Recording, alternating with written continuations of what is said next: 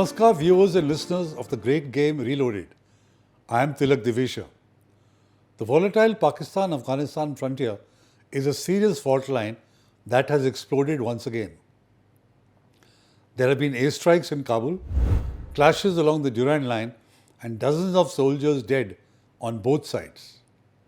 And then there is a war of words, with each of the brotherly nations accusing the other of provocation and terrorism. How did this come to pass? Why are Pakistan and the Taliban, once allies, now accusing each other of terrorism?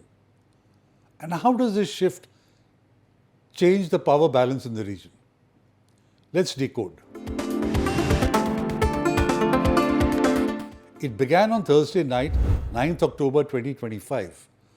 Explosions rocked Kabul, near Abdul Haq Square, and another blast was reported in Paktika, right along the Afghan-Pakistan border. No group claimed responsibility, but within hours, the Afghan Defence Ministry issued a statement. It accused Pakistan of carrying out airstrikes, calling them a violation of Afghanistan's sovereignty. While there was no confirmation on casualties, but the symbolism was unmistakable. Kabul was under attack, and Taliban said Pakistan did it. Islamabad neither confirmed nor denied the strike. At a press conference in Peshawar, Pakistan's military spokesperson, Lieutenant General Ahmad Sharif Chaudhry, was asked point blank, quote, "Did Pakistan bomb Kabul?" Unquote. His answer, quote, "To safeguard Pakistani lives and property, whatever measures need to be taken will be taken," unquote. Translation, yes, but we won't say it out loud.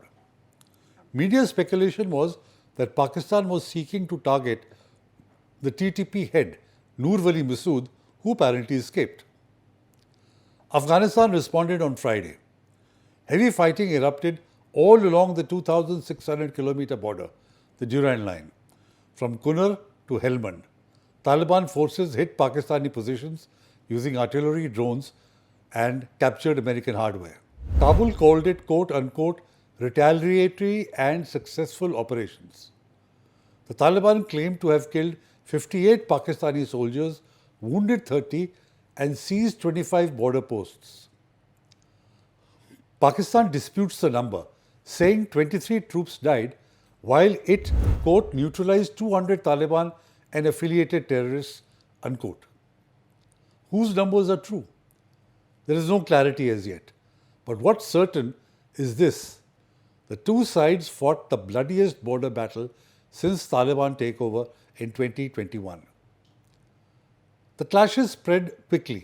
In Khyber Pakhtunkhwa, Angur Adda, Bajaur, Kurram, Dir, Chitral, Pakistani troops came under fire. Further south, in Balochistan Zob and Baramcha sectors, the Taliban launched mortar attacks. Pakistan responded with tanks, artillery and drones, destroying, by its own count, 19 posts, including several Taliban bases. Afghan officials confirmed retaliatory operations but warned, quote, "If Pakistan violates our territory again, we will respond firmly," unquote. By Sunday morning, both main crossings, Torkham and Chaman, were closed. Hundreds of trucks stranded, refugees turned back, trade frozen, tensions sky high. Islamabad accuses Kabul of sheltering the TTP. Kabul says Pakistan is bombing its cities and civilians. Here's what Taliban spokesman Zabihullah Mujahid told reporters, and I quote, "Pakistan should not repeat this mistake. Our issues can be solved by negotiations, not by war," unquote. He even accused Pakistan of hosting ISIS operatives and training them in Khyber Pakhtunkhwa. So both sides now accuse the other of harboring terrorists. That's the irony of 2025. The former patron and its old proxy are using each other's script. From Islamabad's perspective, the anger is real. In the last 2 years, the TTP has carried out hundreds of attacks inside Pakistan, police stations, army convoys, army camps. Scores of soldiers have been killed, including 2 officers and 11 soldiers in Orakzai last week. Pakistan's patience, officials say, has run out. Defence Minister Khwaja Asif told Parliament, and I quote, "We will not tolerate this any longer. Whether the hideouts are on our soil or Afghan soil, we will respond," unquote. And they did. But the Taliban's response shows they are no longer the pliant clients Pakistan once controlled through the ISI. Rewind 25 years. Pakistan facilitated the Taliban's rise. It provided money, arms and sanctuary. For Rawalpindi, Afghanistan was quote-unquote strategic depth, a buffer against India. That theory has now collapsed. The Taliban of 2025 have asserted their independence. They reject the Durand line. In fact, they have strategic depth in Pakistan via the TTP. They trade with Iran and China. And in the ultimate insult to Pakistan, their foreign minister, Amir Khan Muttaqi, just spent a week in New Delhi praising India as a close friend. So when bombs fell on Kabul, the very night he was meeting External Affairs Minister S. Jaishankar, it looked less like coincidence and more like a message. Pakistan's government is scrambling to contain the fallout. It condemned the Indo-Afghan joint statement. Prime Minister Shehbaz Sharif called the Afghan attacks provocations and vowed a strong response. Pakistan has said on several occasions that it will never compromise on its sovereignty. But sovereignty cuts both ways. For Kabul, the same word, sovereignty, is now a rallying cry against Pakistan. The region is alarmed. Saudi Arabia, which just signed a defense pact with Pakistan, called for, quote, restraint, dialogue and wisdom, unquote. Iran urged both sides to, quote unquote, exercise restraint. Qatar offered to mediate.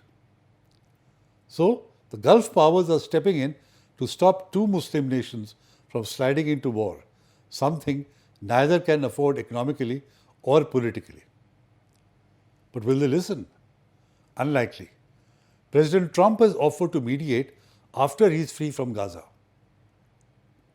Pakistan's economy, already on an IMF lifeline, cannot sustain another front. Afghanistan's economy, cut off from the global system, can't either. Yet both sides are spending scarce resources on artillery and propaganda. The language from both capitals does not indicate any climb down. Islamabad calls the Taliban actions, quote unquote, India-sponsored fitna al-Kharji, unquote. Kabul says Pakistan is, quote, harboring ISIS and waging war on Muslims, unquote. Each side accuses the other of serving India or America or some hidden hand. State TVs broadcast videos of destroyed posts, unverifiable, untraceable, and designed for one purpose: national pride. But beneath the noise, the real casualty is trust. The TTP, the Pakistani Taliban, is at the heart of this war. The TTP was formed in 2007 in response to the Lal Masjid attack by the Pakistan Army, in which a majority of those killed were students from the tribal areas. It has pledged allegiance to Taliban leaders, Mullah Omar and later Hebatullah Akhundzada. When the Afghan Taliban returned to power in 2021, TTP fighters found safe havens just across the border. Pakistan expected Kabul to disarm or expel them. Instead, the Taliban brokered truces and facilitated talks between the TTP and Pakistan. Those talks failed and the TTP came back stronger. Now Islamabad faces its own monster, one that speaks the same ideology and fights the same state that once nurtured it. This is not just another border skirmish. It is the collapse of Pakistan's Afghan strategy, the end of strategic depth. For India, this shift has strategic significance. A hostile Pakistan and an unfriendly Taliban once formed a pincer. Now they are turning their guns on each other, and that opens new space for regional diplomacy. Inside Pakistan, the fallout is political. The army is stretched thin, fighting militants in Balochistan and Khyber Pakhtunkhwa while maintaining posture on the Indian border. Commentators are asking the question aloud: should Pakistan be at war with Afghanistan at a time when relations with India are not normal? The public is wary of endless conflict. Even retired generals admit this is not a war Pakistan can win militarily. Pakistan cannot bomb the Taliban to submission. The US tried that for 20 years and left in defeat. Pakistan repeating the same mistake against a neighbor it helped create is the definition of déjà vu. The real solution lies in dialogue and in Pakistan fixing its own political disarray. The Taliban, meanwhile, are using this crisis to project themselves as defenders of Afghan sovereignty. Their spokesperson said, and I quote, "Afghanistan has a right to defend its borders. We are ready for peace, but we are also ready for war," unquote. When asked by reporters about the recent border clashes with Pakistan, Muttaqi said, and I quote, "We don't want conflict with anyone. There is peace in Afghanistan. Pakistan is not our only neighbor. We have 5 other neighbors. All of them are happy with us," unquote. However, Muttaqi warned Pakistan that Kabul has, quote unquote, other options if it does not want peace. That message plays well domestically, rallying national pride, deflecting criticism over women's rights, and distracting from economic collapse. In Kabul's calculus, standing up to Pakistan means standing taller on the world stage. Caught in the middle are ordinary people. Pakistan hosts over 3 million Afghan refugees. Now, many of them are being forcibly deported amid security fears. The border closures have stranded families for days. Children sit on trucks loaded with furniture, waiting for gates that won't open. This is the human cost of geopolitical ego. For decades, Pakistan called Afghanistan its quote-unquote brotherly nation. They share language, faith, culture. But today, that brotherhood is broken, replaced by barbed wire and crossfire. From strategic depth to strategic drift, that's the story of Pak-Afghan ties in 2025. There is also a bigger chessboard. Every regional capital is watching how Islamabad and Kabul handle this, because the ripple effect could reach far beyond the Hindu Kush. So what do we make of all this? Pakistan and Afghanistan, 2 nations bound by faith, history, and a 2,600-kilometer border, are now locked in their most dangerous confrontation in years. Both claim to fight terrorism. Both accuse the other of harboring terrorists. Both insist on sovereignty while violating it. In truth, they are mirror images, each reflecting the instability of the other. And every bullet fired along that border pushes the region a little closer to chaos. The world may look away, distracted by wars elsewhere, but this frontier will decide the fate of South Asia's security. Because when Afghan mountains echo with gunfire, the tremors never stop at the border. I am Tilak Divesha. Thank you for watching. Do like, share and comment. Namaskar and Jai Hind.